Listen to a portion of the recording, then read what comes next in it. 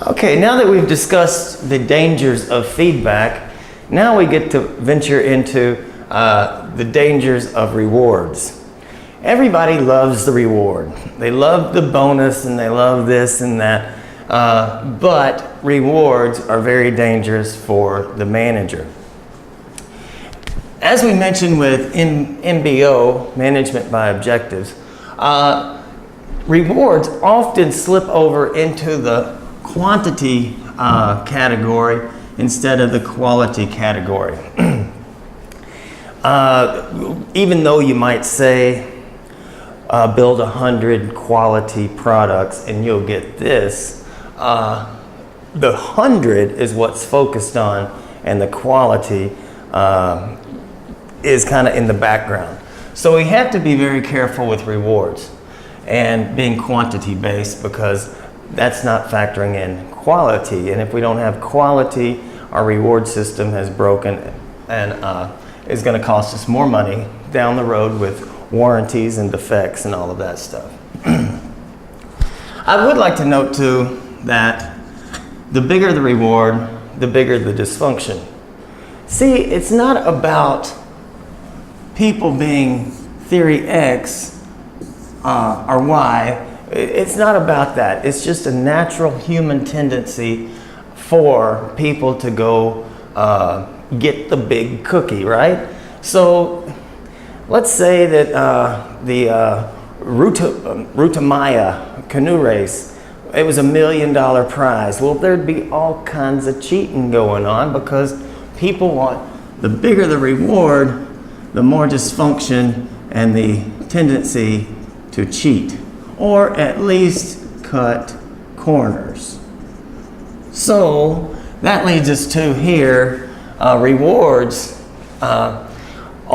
get the person to only focus on the metric that they're being rewarded for. So, and oftentimes this is the quantity. Also, it could be speed. Another thing is, if you can do 100 in an hour, within an hour, we're talking about quantity and time, not quality. So we have to be very careful with that and know that these are dangerous. Rewards often reward the wrong behavior. In the case of the pizza delivery, 30 minutes or less, the company was actually rewarding very dangerous driving, because the pizza had to get to the house in 30 minutes, even though there's traffic and this and that and dogs and cats, and the company was actually rewarding dangerous driving. So, but the dangerous driver got the award if they got the pizza there within 30 minutes or less. So that caused big problems with them. Short-term effects. Often we're thinking, when is the next reward? Now, I come up with a scenario, and I might have mentioned it in the last semester, but let's say I've got a room full of employees. We're doing okay. The company has cash, and I want to give back to the employee. Let's say I'm going to give them, it's Tuesday or whatever, I'm going to go in there and give them each an envelope with $50 in there. What do you think they're going to expect next Tuesday? The $50. What are they going to expect the next Tuesday? $50. What if they don't get that $50? Okay, now he paid us $50 on Tuesday. Next Tuesday, okay, it's not weekly, it's every 2 weeks. Wait a second, maybe he meant it's going to be every month. Okay, maybe every 2 months. I hate him. See, it has short-term effects, and then it has everybody wanting to know when the next cookie is going to fall out of the ceiling. So you're trying to give money back to the employees who are successful and the company's doing fine. But that can create hatred, because that reward is expected and it becomes an entitlement. We'll go through that one. If you remember, or if you've seen the movie Christmas Vacation, Chevy Chase, his company, he's done good. He's always gotten a bonus every Christmas. And then that Christmas, he had promised all of his kids, family, that they were going to put in a swimming pool. And then the bonus did not show up. It did not show up. It did not show up. And that created a lot of hatred. And think about it. He's already promised everybody a swimming pool. It's going to be so nice. And then the boss decides not to give the bonus. And that bonus had become an entitlement. Think of you. You get a $500 bonus one Christmas. What are you thinking the next Christmas? The $500. And by mid-November, you've probably already credited some stuff at a store for $500 because you just know you're going to get the $500. And if you don't get the $500, you're going to be pissed. Rewards are dangerous. Rewards, it could be bonuses too, see? Okay, so rewards now are punishment for those who lose. Even if it was a bonus for $500 and then you don't get it, now you feel punished. And then you go, I hate this game. But think about,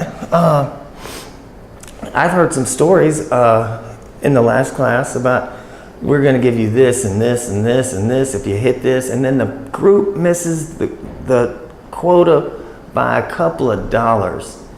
Nothing. So this creates hate. I hate this game. You gotta be careful with these rewards.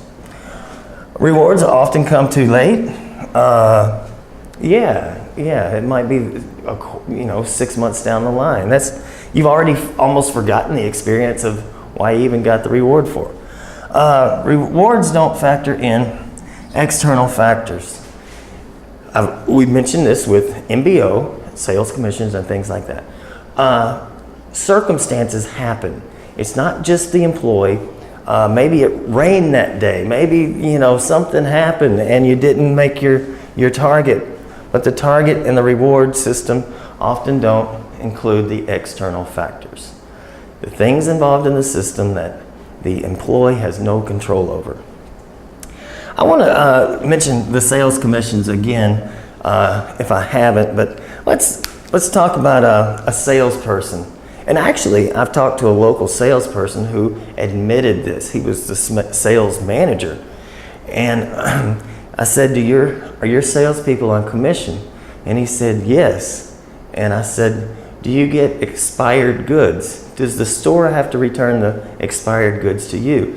And he said, yes. And I said, well, why do you have so much product that's not going to sell in the store? And he starts to think, wait a second. I'm rewarding the salespeople for selling too much stuff to the store. Then I give them a bonus, and then the product comes back. What sense does this make? Your sales commissions and your rewards are rewarding the salesperson for going out and selling too much of a product. They might also, let's say 40 cases of something comes in, and they say, go out and sell it all. If you can sell it all today, I'll give you a cookie. And then they go to the first store. They have a route of, say, 50 stores. And they go to the first store and they say, you want a case of this? And they say, hey, please take 2 cases. And then the store says, but we only sell 1 case per week, and I know you're coming back now.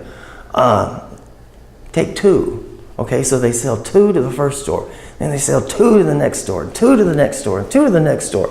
Now they've covered 20 stores. I think they had 40 cases. 20 stores, each have 2 cases. They're fully stocked, overstocked. Now the next 30 stores of the 50 don't have anything. The customers go to those stores and they say, where's your product? Oh, they didn't show up this week. They didn't show up. They call the company. Oh, well, we're sold out.